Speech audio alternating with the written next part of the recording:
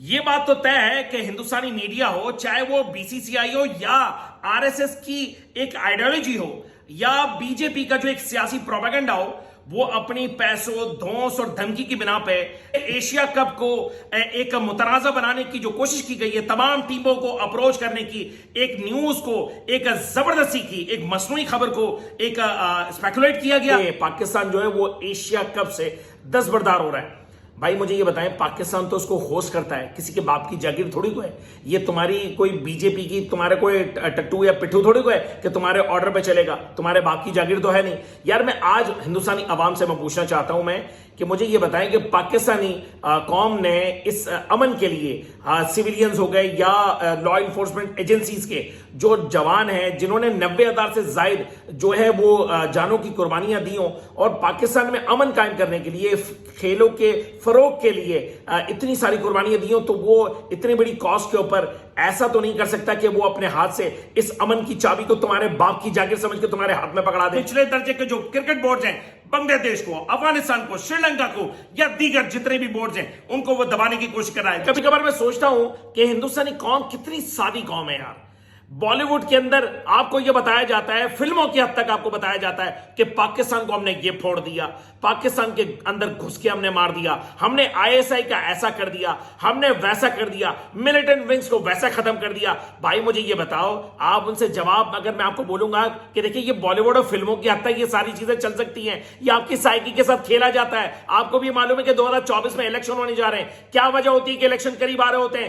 تب جا کے کوئی نہ کوئی ملیٹنٹ یا کوئی نہ کوئی ایسا ایڈونچر کرنے کی کوشش کی جاتی ہے، عوام کو اتنا زیادہ خوش کرنے کی کوشش کی جا رہی ہے۔ ورلڈ کپ ابھی آپ کو معلوم ہے کہ 2023 کے بالکل اینڈ میں وہ الیکشن سے جو ہندوستان میں ہونے جا رہا ہے، اس سے قبل یہ سارے واقعات ان کو کوشش کی جا رہی ہے کہ ہم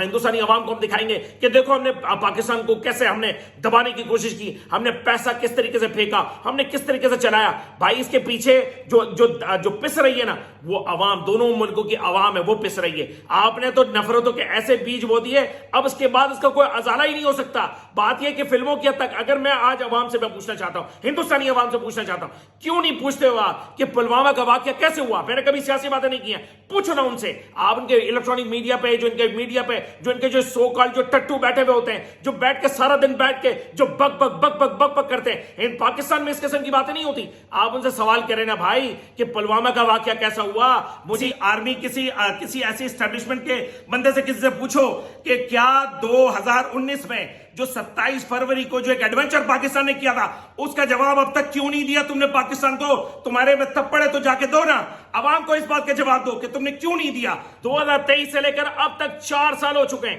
اب تک کیوں جواب نہیں دیا ہے؟ بات یہ کہ عوام کو چاہیے کہ وہ اپنی حکومتوں سے جواب مانگے۔ یہ بولا کہ جب بھی الیکشن قریب آتے ہیں یہ ایڈونچر اور یہ ڈرامہ بازی کیوں رچاتے ہو آپ؟ عوام کے ساتھ، آپ کے دماغوں کے ساتھ کھیلا جاتا ہے۔ بھائی یہ تھوڑا سا سمجھو، ہمارے دلوں میں نفرتیں ڈال دی ہیں۔ بات یہ کہ اتنا پیسہ، جتنا پیسہ آپ نے پاکستان میں امن کو خراب کرنے کے لیے خرچ کیا، 2009 ہو گیا، 2009 سے پہلے ہو گیا، پاکستان سے کھیلوں کے فروغ کو ختم کیا گیا، کھیلوں کو، بزنس کو، کاروبار کو ختم کرنے کے لیے جتنا پیسہ خرچ کیا اتنا امن کے لیے پیسہ خرچ کرنے کے لیے، عوام کی بہتری کے لیے، ایک دوسرے کو قریب لانے کے لیے اگر پیسہ خرچ کر لیا جاتا تو یقیناً آج پوری دنیا کا نقشہ کسی اور رخ پر ہوتا۔ مگر آپ سمجھتے ہو کہ آپ یہاں پر بادشاہت یہاں پر قائم کر کے پیسوں کی دھوس، دھمکی اور زبردستی اور بدماشی سے آپ کو لگتا ہے کہ آپ کیا لوگوں کے دلوں میں گھر کر جائیں گے؟ آپ نہیں کریں گے۔ لیکن میں آپ کو عوامی رائے میں آپ کو بتا رہا ہوں، وہ یہ کہتے ہیں کہ ہندوستانی ٹیم ڈرتی ہے، اگر کسی میں ہمت ہے تو آؤ پاکستان۔ میں آپ کو مختلف میں آپ کو آراء بتا رہا ہوں کہ وہ کہتے ہیں کہ تمہارے میں تب پڑے،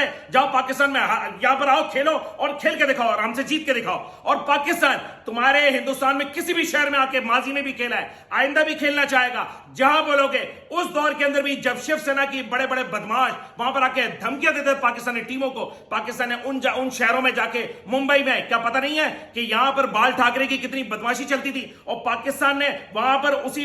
انہی شہروں میں آ کے وہاں پر ہرا کر گیا ہے۔ مگر میں آپ کو اتنا بتا دوں کہ پاکستانی قوم ابھی مکمل طور پہ، ذہنی طور پہ اتنی پوزیٹو ہوئی ہے اور اتنی ضد پکڑ لی ہے کہ عوامی جو رائے ہے وہ بھی بالکل مختلف نہیں ہے۔ وہ یہ کہتے ہیں کہ اگر ہم نے ہاتھ بڑھایا پیار کا، پاکستانی قوم یہ کہتی ہے تو بھائی اس کا جواب پیار سے آنا چاہیے. اگر کوئی سامنے ہمیں کوئی اکڑی دکھائے گا نا, ہمیں کوئی بدماشی دکھائے گا, دھونس اور دھمکی دکھائے گا, ہم اپنی بساط کے مطابق جو بھی کر سکے وہ ہم کریں گے. اگر فائنینشلی طور پہ اگر ہمارا کرکٹ بورڈ, ہماری حکومت, ہمارا ملک بھلے چاہے ایک کم چھوٹے صوبے ہوں, ہمارے پاس پیسہ کم ہو, مگر ہم اپنی عزت اور اپنی وقار کے ساتھ جینا چاہیں گے. پاکستان کے اندر ایشیا کپ مکمل طور پہ ہوگا. حکومت کے اوپر بڑا دباؤ ہے پاکستانی.